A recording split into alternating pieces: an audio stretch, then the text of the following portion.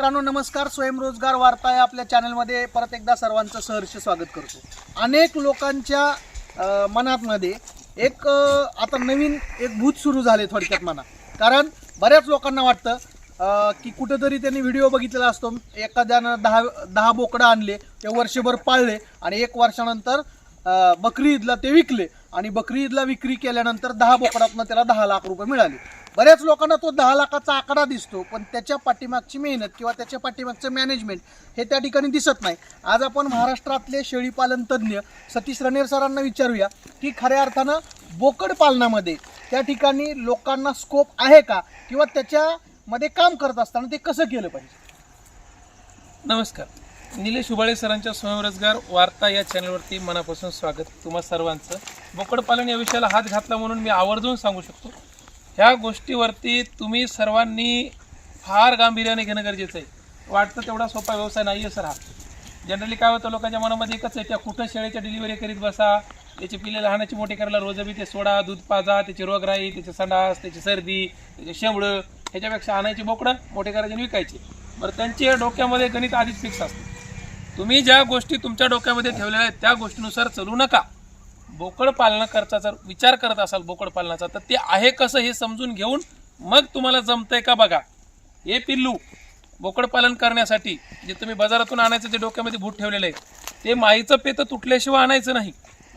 कारण काय असतं, तुम्ही पेत्या ताटावरला जर पिल्लू उचललं, ते दुधाला असतं, दुधाचं कवळं पिल्लू जर तोडलं माईपासून, स्ट्रेसमध्ये जात आहे, दुसऱ्या चाऱ्यावर गेल्याच्या नंतर ते उतरतंय, झपकन 4-5 किलोनं पिल्लू 15 दिवसामध्ये उतरते. ते तुम्हाला पुन्हा चढवता आलं पाहिजे. हा पहिला मुद्दा. म्हणून हे आणि बाजारामध्ये लोकांना काय वाटतं, 3-4 हजार बोकडे भेटतात, ते आणल्याच्या नंतर मी 10-12 हजाराला मोठं करून विकेल. जे 3-4 हजाराला मिळणारं पिल्लू असते बाजारामधलं किंवा तुमच्या आजूबाजूचं, ते मरकुडं, गेळ्या पोटाचं, बारकं, ते 10-12 हजाराचं बोकड होत नाही. 10-12 हजाराचं मोठं चांगलं बोकड तुम्ही जे 2-4 महिने सांभाळून विकायचे डोक्यात स्वप्न रंगवायलात, त्यासाठी तुम्हाला निवडताना खनाळ पिल्लू निवडावं लागत असते. खनाळ पिल्लू निवडते वेळेस तुम्हाला ते व्यवस्थित बघूनच निवडावं लागतं. कारण पिल्लू निवडताना कधी बी लक्षात ठेवा, हे बघा, जात मॅटर करत नाही. मग ते शिरोईचं असलं काय, कोणतं असलं काय, त्या पिल्लाच्या अंगावरली कांती, त्या पिल्लाची ठेवण किंवा त्या पिल्लाचं स्ट्रक्चर आणि तेच त्याला आपल्याकडे काय म्हणतात माहिती का, कणा जो असतो पाठीचा कणाळ ती व्यवस्थित असली पाहिजे. कंबर पिल्लाची व्यवस्थित असली पाहिजे. कमरेमध्ये पिल्लू भरलेलं पाहिजे. त्याच्यानंतर पिल्लाचं वय तुम्हाला ठरवता आलं पाहिजे. आता शिरोईमधलं तुम्ही ज्यावेळेस शिरोईवर जाता, आपल्या इकडं राजस्थानहून बऱ्यापैकी पिल्लं येतात. काही जणांना ते प्युअर शिरोईचं कळतच नाही. जर मला ते बनवायचे असतील, बकरी ईदसाठी पिल्लू बनवायचे समजा, आता शिरोईमध्ये तोंडाला जर आलं तर ते आजमेरा किंवा गुजरी प्रकारामधून येते. पांढरा पट्टा म्हणजे शिरोईमध्ये आजमेरा किंवा गुजरीमध्ये असतो. या बारकाव्याचा अभ्यास आहे. पण पिल्लू निवडताना कधी बी लक्षात ठेवा, ज्या जातीचं निवडायलात ना त्या जातीचं व्यवस्थित असलं पाहिजे. व्यवस्थित म्हणजे आता शिरोईमध्ये पाठीचा बाक असलाच पाहिजे. काही जणांना वाटलं हे काय कमरत मोडलेलं आहे का पाहणाराला, पण शिरोईमध्ये पाठीचा बाक आलाच पाहिजे. बरोबर आहे का नाही. गावरान घेता तुम्ही, काळ्या रंगामध्ये असलंच पाहिजे. ज्या जातीची पिल्लं निवडतात त्या जातीचं ते वैशिष्ट्य डोळ्यासमोर ठेवून निवडा. गावरानवालं पिल्लू आपल्याकडे कटिंगला जाणार आहे, आता शिरोईचं कटिंगला जाईल का, नाही जात. हे मार्केटचा अंदाज लक्षात ठेवून पिल्लू आपल्यापाशी उद्या आणल्याच्या नंतर ते बनलं पाहिजे. याची कांती, आता याचं जे चामडं आहे, हे जर चामडं जर समजा तुमचं उतरलं आणि त्या पिल्लाची कांती जर ढसळली तर तुमच्या मूळ किमतीत पण पिल्लू विकत नाही. मग बोकड पालनाचा विचार करते वेळेस तुम्हाला मार्केटमधून उपलब्ध होणारे पिल्ले प्लसमध्ये ज्या ज्या लोकांच्या डोक्यामध्ये बोकड पालन आहे त्यांना माझं स्पष्ट स्वरूपात सांगणे, औषधांचा अभ्यास झाला का तुमचा, नाही झाला. मग उद्या ह्या पिल्लाला संडास लागल्यावर तुम्ही काय करणार आहे, तर लाव डॉक्टरला फोन. ते जर समजा कुठे गेलेलं असलं तर पिल्लू तुमचं मरते. बरं, तुम्हाला कळतंय का वा, जेव्हा त्याची संडास पीकवरती असते किंवा जेव्हा ते बुखारीनं पूर्ण गळून पडलेलं असते.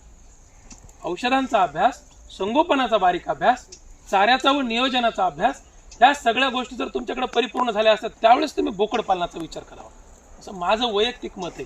वैयक्तिक म्हणण्यापेक्षा मागच्या 10 वर्षातला शेळी पालनातला हा अनुभव आणि अभ्यास तुम्हाला सांगतोय की ह्या गोष्टीची परिपूर्ण माहिती घेऊनच बोकड पालनावर उतरा. आता अजून एक सर तुम्ही म्हणले म्हणून बोकड पालनाच्या विषयावर हात घालतो, ह्या पिल्लांच्या पोषणावर तुम्हाला बऱ्याच बारीक सारीक गोष्टी माहीत नसतात. मार्केटमधून पिल्लू आणायचं, आणल्याच्या नंतर त्याच्या वाढीसाठी गोष्टी कोणत्या लागतात. हे बघा, तुम्ही खाऊ घालायला, ओलं खाऊ घाला, सुकं खाऊ घाला, काय अडचण नाही, पण त्याच्यासोबत याचं वय वाढीचं, याच्या हाडाचा विकास होणार आहे, हाडासोबत मांसाचा विकास होणार आहे आणि मांसासोबत ग्रंथी आणि अवयवांचा आतल्या विकास होणार आहे. त्यासाठी लागतात काही मिनरल्स, कॅल्शियम, त्याच्यानंतर तुमचे मल्टीव्हिटॅमिन, यांची भूमिका फार महत्त्वाची आहे. क्षार लागतात, आयर्न लागतंय, तुमच्या प्रत्येक घटक यांच्यामध्ये गेला पाहिजे. आणि यांचा संपर्क पिल्लांचा मातीशास्त्र. आता हे पिल्लू पाहता पाहता माझ्या पायाला चाटतंय. पायाला चाटलं म्हणजे पायाची धूळ याच्या पोटामध्ये गेली. मग धूळ गेल्याच्या नंतर याच्या पोटात जंत होणार आहेत. हे त्याच्या बॉडीच्या आतलं पूर्ण डायजेस्टिव्ह सिस्टीमचं सायकल किंवा पॅरासाईटचा पण अभ्यास असला पाहिजे. जे वाटतंय तेवढं सोपं नाही. आणि मग पॅरासाईट आले म्हणजे मग पॅरासाईटचं निर्मूलन कसं, त्याचं त्या पॅरासाईटचं नेचर कसं, त्याच्यात औषधं कोणते, मग त्या औषधांचं सायकल कसं. किचकट नाही आहे, पण जर तुम्ही अभ्यासलं तर सोपं आहे. आणि उगाच काहीतरी गेले मार्केटमधून बोकडं आणले आणि नाही मी बोकड पालन करणार आहे, मग मला काय मायापाशी रान आहे, मायापाशी इकडे येईन, मी गडी लावीन आणि ते मस्त चारून आणीन. 25 जर आणले तर 5-10 राहतील. हा सरळ बोकड पालनातला गणितीय अभ्यास आहे. त्याच्यामुळं तुमचा अभ्यास जर परिपूर्ण शेळी पालनाचा असेल तर तुम्ही याच्यावरती जाऊ शकता. पण डायरेक्टली बोकड पालनावरती मला तरी वाटतं महाराष्ट्रातल्या लोकांनी एकदम पाऊल टाकू नये. जिथं बोकड पालनाचे फार्म झालेले आहेत, जे किमान 1 वर्ष 2 वर्षापासून चांगले चालू आहेत, त्यांच्याकडे जाऊन आधी माहिती घ्या, अनुभव घ्या, त्याच्यानंतर तुम्ही बोकड पालनावरती उतरावं असं वाटतं मला. नाही तर मग कोणाकडे तरी ट्रेनिंग घ्या. आता परत तोच मुद्दा आला की मी ट्रेनिंग देतो म्हणून मी ट्रेनिंग माझ्याकडे घ्या, असा मुद्दा नाही. महाराष्ट्राच्या कानाकोपऱ्यात कुठे बी ट्रेनिंग घ्या, पण ह्या व्यवसायाची माहिती घेतल्याशिवाय तुम्ही ह्या व्यवसायात उतरू नका. कारण हा लाईव्ह स्टॉक आहे ना सर, जिवंत प्राण्यांचा. ह्या पिल्लाला जर समजा मला याचं व्यवस्थित संगोपन जर नाही लक्षात आलं, उद्या माझ्यापाशी मरणार आहे.